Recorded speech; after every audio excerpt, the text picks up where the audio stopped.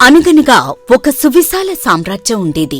పాడి పంటలకు కొదవలేదు. కూలీల శ్రమకు తగినంత కూలీ దొరికేది. మహారాజు చాలా మంచివాడు. పేద ప్రజలను తండ్రిలా చూసుకునేవాడు.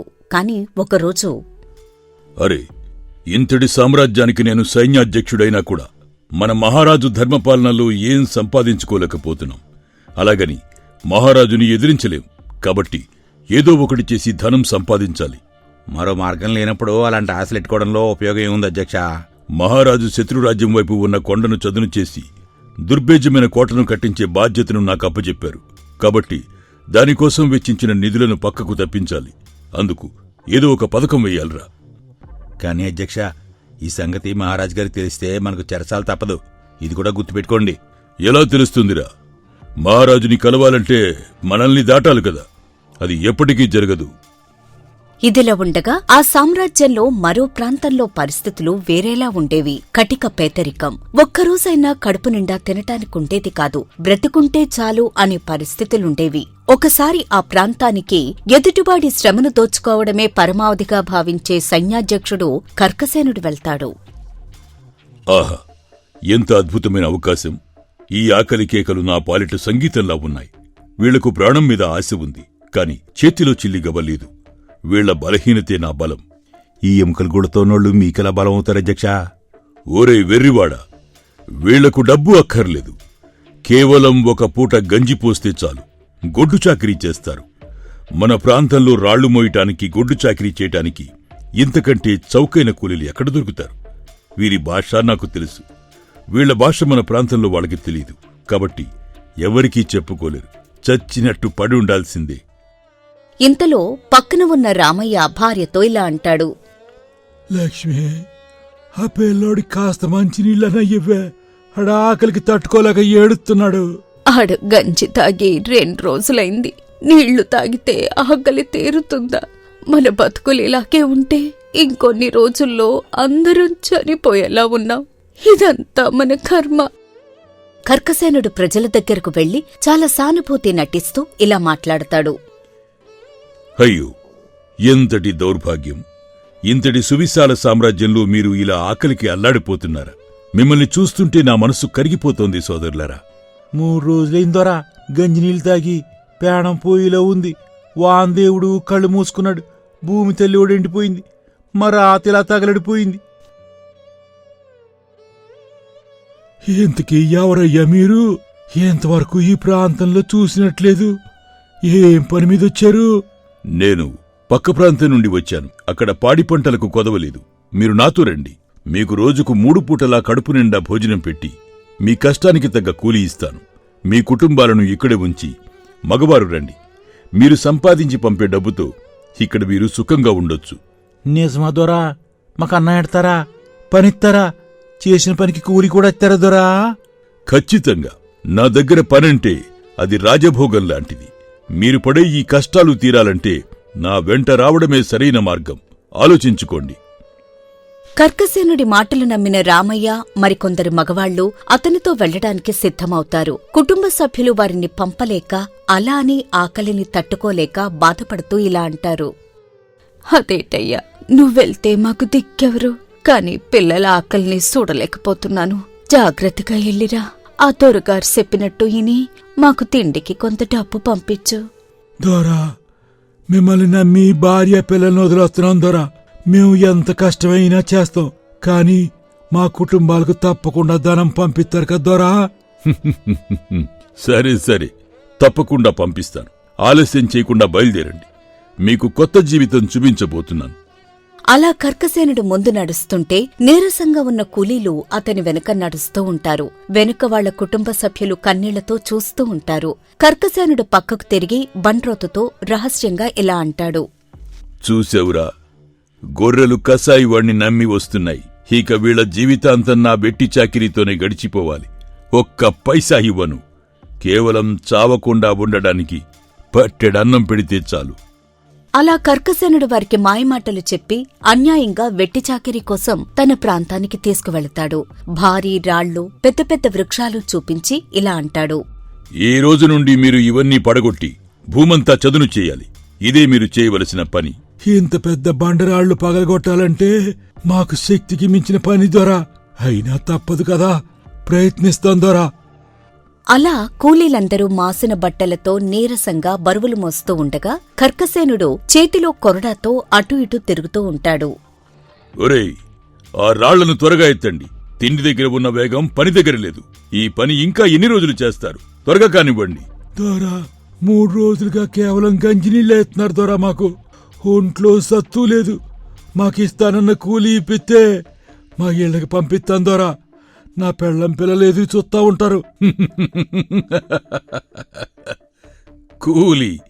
నీకు కూలీ కావాలా? నువ్వు తింటున్న ఆ గంజికి, నువ్వు ఉంటున్న ఈ ఆశ్రయానికి అయ్యే ఖర్చు నీ కూలీ కంటే ఎక్కువే ఉంది. ఇంకా చెప్పాలంటే నువ్వే నాకు బాకీ ఉన్నావు.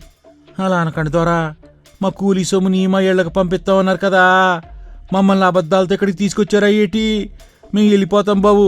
మమ్మల్ని పంపించండి బాబు. సావు బతుకు అక్కడే బతుకుతాం. వెళ్తారా? ఎక్కడికి వెళ్తారు? మిమ్మల్ని ఇక్కడికి తీసుకురావడానికి నేను చేసిన ఖర్చు, మీ ప్రయాణ ఖర్చులు అన్నీ వడ్డీతో సహా చెల్లించి వెళ్ళండి. అప్పటి వరకు మీరు నా బానిసలు, నా కాలి కింద చెప్పులు. మర్యాదగా నోరు మూసుకుని పనిచేయండి. వెళ్ళండి అంటూ తనలోని క్రూరత్వాన్ని బయటపెడతాడు. ఆ ప్రాంతంగాని, ఆ ప్రాంతం భాషగాని అక్కడ ఎవరికి చెప్పుకోవాలో అర్థం కాక చేసేదేమీ లేక రాత్రి సమయంలో ఆ కూలీలంతా తమ గుడిసెల్లో ఇలా అనుకుంటూ ఉంటారు. ఏం పాపం చేశానురా మనం? ఆకలి తీరుస్తాడనుకుంటే మన ఆకలిని పెట్టుబడిగా మార్చుకుంటున్నాడు. మన ఊళ్ళోనే ఆకలితో చచ్చినా బాగుండేది. ఇక్కడ బతుకుండి శవాల్లా మారాన్రా. ఆడు మనిషి కథ రావయ్యా. మన రక్తాన్ని పిండి బంగారం చేసుకుంటున్నాడు. ఎవరికైనా చెప్పుకుందామంటే మన భాష ఆడికి ఒక్కడికే తెలుసు. చేసేదేం లేదు. మనల్ని ఆ దేవుడే కాపాడాలి. అలా ఒకరోజు రాత్రి తమ బాధలు చెప్పుకుంటూ నిద్రలోకి జారుకుంటారు. తెల్లవారకముందే కర్కసేనుడు వచ్చి నిద్రపోతున్న ఒక కూలీని కాలితో తంతూ ఇలా అంటాడు. లేవండి, తెల్లవారక ముందే పని మొదలు పెట్టాలి. ఆ చెరువు తవ్వే పని త్వరగా పూర్తి కావాలి. ఆగండి దొరా, ఇక చాలు.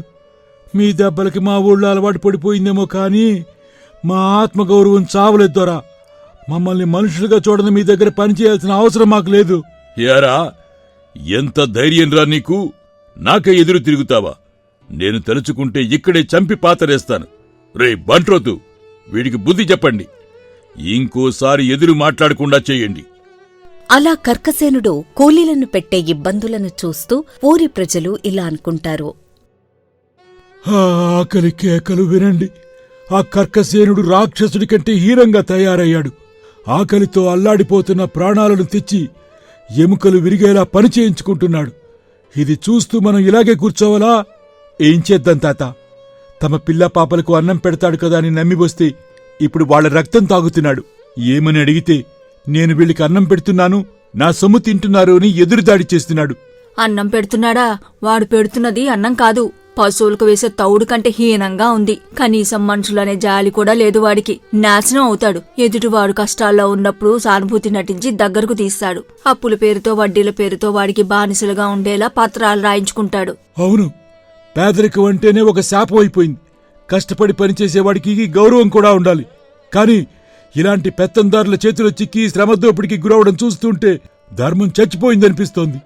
ఇదిలా ఉండగా ఒకరోజు మిట్ట మధ్యాహ్నం ఎండ మండిపోతూ ఉంటుంది. అందరూ చెమటలు కక్కుతూ పనిచేస్తూ ఉండగా ముసలికూలి కృష్ణయ్య చేతిలో ఉన్న గడ్డపారను మోయలేక కింద పడేస్తాడు.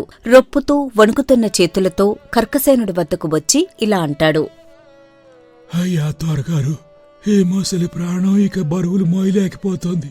కళ్ళు చీకట్లు కమ్ముతున్నాయి, కాళ్ళు భూమి మీద నిలబడలేకపోతున్నాయి. కాబట్టి దొరా. ఏంట్రా నీ ఏడుపు?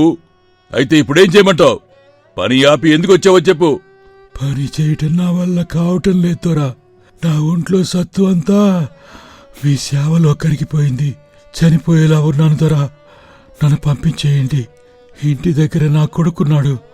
ఆడు చాలా బలవంతుడయ్యా. నేను వెళ్ళి మీ దగ్గరకు పంపిస్తానండి. కానీ నన్ను మాత్రం నా ఊరు గాలి పీల్చి చావనివ్వండి స్వామి. నీ కొడుకుని పంపిస్తావా? వాడు వస్తాడన్న నమ్మకం ఏమిటి? ఒకవేళ వాడు వచ్చినా నువ్వు చేసిన అప్పుకి, నువ్వు తిన్న తిండికి వడ్డీతో సహా కట్టాలి. అర్థమైందా? అలాగే దొరా. తినటానికి తిండి లేకపోయినా మాట తప్పేవాళ్ళం కాము. నన్ను నమ్మయ్యా. సరే సరే, మాటలకేం తక్కువ లేవు. ఒకటి గుర్తుపెట్టుకో, ఒకవేళ నువ్వు చెప్పినట్టు నీ కొడుకు రాకపోతే ఇక్కడున్న మీ వాళ్లందరినీ ఇక్కడే చంపి పాతరేస్తాను. గుర్తుంచుకో. అలాగే అంటూ అక్కడ్నుండి కృష్ణయ్య వెళ్లిపోయిన కొన్ని రోజుల తర్వాత కృష్ణయ్య కొడుకు వస్తాడు. అతను చిరిగిన బట్టలు ధరించి ఉన్నా అతని కళ్లల్లో ఒక గంభీరత ఉంటుంది. నువ్వేనా ఆ కృష్ణయ్య కొడుకువి? మీ అయ్య అన్నీ చెప్పాడా ఇక్కడ ఎలా ఉండాలో? లేకపోతే ఇక్కడ మీ వాళ్ళని అడిగి తెలుసుకో. తోక జాడించావో జాగ్రత్త. అయ్యా, మా అయ్యకి ఆరోగ్యం అస్సలు బాలేదయ్యా. అందుకే నన్ను తన బదులుగా పంపించాడు. నా పేరు వీరుడు. మీరు ఏ పనిస్తే అది చేస్తానయ్యా. సరే సరే, నువ్వు గట్టిగా ఉన్నావు కాబట్టి నీకు పని ఎక్కువే ఇస్తాను. తిండి కూడా ఎక్కువ పెడతాలే. వెళ్ళి వాళ్లతో పాటు ఆ రాళ్లు మోసే పని చూడు. వెళ్ళు. అలా కొన్ని రోజులు గడుస్తాయి. వీరుడు ఇతర కూలీలతో కలిసి పనిచేస్తూ కర్కసేనుడు పెట్టే హింసను గమనిస్తూ ఉంటాడు. రాత్రివేళ కూలీలు గంజి తాగుతూ వీరుడితో ఇలా అంటారు. చూసావా వీరా, ఈ గంజిలో సగం మట్టి కలిసింది. ఇది తాగితే కడుపు నిండదు కదా, కొత్త రోగాలొస్తాయి. దీన్ని కనీసం కుక్కలు కూడా తినవు. అట్లాంటిది మనం తాగాల్సి వస్తుంది. మరి ఇంత అన్యాయం జరుగుతుంటే మహారాజు గారికి ఎవరు చెప్పలేదా? మహారాజు గారి వరకు వెళ్తే కదయ్యా ఈ కర్కసేనుడు అధికారులందర్నీ తన గుప్పెట్లో ఉంచుకున్నాడు. ఎవరైనా ఫిర్యాదు చేయాలని చూస్తే వాళ్ళ కుటుంబాన్ని మాయం చేస్తాడు. ఇక్కడ చట్టం ధర్మం అన్నీ ఈడి దగ్గర బానిసలే. ఇంక మహారాజు గారికి తెలిసే అవకాశమే లేదు. ఈ రాజ్యంలో ఇంతటి అరాచకమా? ధర్మం వర్ధిల్లాల్సిన చోట దోపిడీ రాజ్యం వెళ్తుందా? ఈ కర్కసేనుడి అహంకారం అణచాల్సిన సమయం ఆసన్నమైంది. మరుసటి రోజు రామయ్య ఒక బండరాయిని ఎత్తలేక ఇబ్బంది పడుతుంటే అప్పుడే కర్కసేనుడు వచ్చి కోపంతో ఇలా అంటాడు. ఒరే, ఇంత చిన్న రాయిని కూడా ఎత్తలేవా? నీకు తిండి పెట్టడం దండగా. నీకు భయం లేకుండా పోయింది. మిమ్మల్ని ఇలానే వదిలేస్తే పనెప్పుడవ్వాలి? మీకు కొరడా దెబ్బలు పడితే కాని మాట వినరు అంటూ కొరడా తీసుకుని కొట్టడానికి పైకెత్తుతాడు. ఇదంతా చూస్తున్న వీరుడు కోపంతో ఇలా అంటాడు. ఆగండి దొరా, ఒక పనివాడి మీద కొరడా చుళిపించడం వీరత్వం అనిపించుకోదు. పొట్టకొట్టి కోసం ప్రాంతం కాని ప్రాంతానికి ఆశ చూపి తీసుకొచ్చి ఇలా బానిసలను చేసి పీడించడం న్యాయం కాదు. ఇప్పుడే వెళ్లి మహారాజు గారికి మీరు చేసే దారుణం గురించి చెప్తాను. నువ్వెళ్ళి మాకు అన్యాయం జరుగుతుందని చెప్పాలంటే ముందు నా అనుమతి కావాలి. మహారాజు నేను చెప్పిందే నమ్ముతాడు. అయినా ఎంత ధైర్యంరా నీకు? నా మీదే తిరగబడతావా? ఇప్పుడేం చేస్తానో చూడు. బంట్రోతుల్లారా, వీడిని బంధించండి. వీడికి ఈరోజు నరకమంటే ఏంటో చూపించండి. నేను పెట్టింది తినుకుంటూ నాకే ఎదురు తిరుగుతాడా? అనగానే కర్కసేనుడు వెంట ఉన్న ఇద్దరు భటులు వచ్చి కర్కసేనుణ్ణి బంధిస్తారు. ఏం చేస్తున్నారు మీరు? మీకేమన్నా మతిపోయిందా? నేను చెప్పింది ఈ వీరుణ్ణి బంధించమని. నరకం అంటే ఏంటో నువ్వు చూపించడం కాదు కర్కసేనా, నీకు చూపిస్తాను నేను. నీ పాపం పండింది. రాజనీతిని తప్పి నువ్వు చేస్తున్న దారుణాలకు నీకు శిక్ష తప్పదు అంటూ వీరుడు వేషంలో ఉన్న మహారాజు తన మారువేషాన్ని తీసి రాజముద్రను చూపిస్తాడు. క్షమించండి ప్రభు, ఏదో తెలియక జరిగిన తప్పిదంగా భావించండి. తెలియక కాదు కర్కసేన, అన్నీ తెలిసే చేస్తున్నావు నువ్వు. శ్రమను గౌరవించనివాడు, పేదవాడి కడుపు కొట్టేవాడు నా రాజ్యంలో ఉండటానికి వీలేదు. నీ ఆస్తులన్నీ జప్తు చేసి ఇక్కడ బానిసలుగా ఉన్న వారందరికీ పంచుతాను. నీకు ఇదే వెట్టిచాకిరి శిక్షగా వేస్తున్నాను. అప్పుడే నీకు శ్రమ విలువ తెలుస్తుంది. భట్లారా, తీసుకెళ్లి ఇతన్ని కారాగారంలో పెట్టండి. అలా కర్కసేనుణ్ణి బంధించి తీసుకువెళ్లగానే కూలీలందరూ సంతోషంతో జయజయధ్వానాలు చేస్తారు. సంతోషంతో రామయ్య మహారాజును ఇలా అడుగుతాడు. మేమడగకుండానే మమ్మల్ని కాపాడినందుకు ధన్యవాదాలయ్యా. కాని మహారాజా, మా సమస్య మీకు విన్నవించలేదు కదా, మీకెలా తెలిసింది? ఇక్కడ్నుంచి కృష్ణయ్య వెళ్లిన రోజు నేను రాజ్య పర్యటనలో భాగంగా వెళుతుండగా ఒక చెట్టు కింద నిస్సత్తుతో కూర్చున్న కృష్ణయ్యను చూసి దగ్గరికెళ్లాను. ఎవరు నువ్వు? క్రూరమృగాలు తిరిగే ఈ అడవిలో ఇక్కడేం చేస్తున్నావు? మీరన్నట్టు ఏ జంతువైనా వస్తుందేమో, దానికైనా బలవుదామని ఇక్కడున్నాను బాబు. అదేంటి పెద్దాయన అలా అంటున్నావు? అంత కష్టం ఏమొచ్చింది చెప్పు. అయ్యా, మాది దూరపు ప్రాంతం. సైన్యాధ్యక్షుడు కర్కసేనుడు పని చూపించి తగినంత కూలి ఇస్తాని ఆశ చూపించి తీసుకొచ్చి అందర్నీ బానిసలుగా చేసి చిత్రహింసలు పెడుతున్నాడయ్యా అంటూ మహారాజుకి జరిగిందంతా వివరిస్తాడు కృష్ణయ్య. జరిగిన ఘోరం విన్న మహారాజు, ఎంతో నమ్మి అధికారం ఇస్తే ఆ కర్కసేనుడు ఇంతటి దారుణానికి పాల్పడ్డా? సరే, నువ్వు మా పటుడితో జాగ్రత్తగా ఇంటికి వెళ్ళు. ఆ నీచుడి సంగతి నేను చూసుకుంటాను. అలా జరిగిన విషయాన్ని కూలీలకు వివరిస్తాడు మహారాజు. ఇంతకాలం నా రాజ్యంలో ఉన్న మీ ప్రాంత ప్రజలు ఇంత ఆకలితో బాధపడుతున్నారని నాకు ఇప్పటివరకు ఎవరూ తెలియచేయలేదు. అందుకు నన్ను క్షమించండి. వెంటనే మీకు కావలసిన ఆహారం పంపించి పాడి పంటలు అభివృద్ధి చెందేలా, ఉపాధి దొరికేలా తక్షణమే తగిన చర్యలు తీసుకుంటాను అంటూ అక్కడ్నుండి వారిని పంపిస్తాడు. ఎవరైనా శ్రమకు ఇచ్చే గౌరవమే ఒక సామ్రాజ్యాన్ని నిలబెడుతుంది. అన్యాయం ఎంత బలంగా ఉన్నా ధర్మం ముందు తలవంచక తప్పదు అనటానికి ఇది ఒక నిదర్శనం. చూశారుగా, ఈ కథలో మీకు బాగా నచ్చిన మలుపేది? మీకు ఏ సీన్ బాగా నచ్చిందో వెంటనే కామెంట్ చెయ్యండి. ధన్యవాదాలు.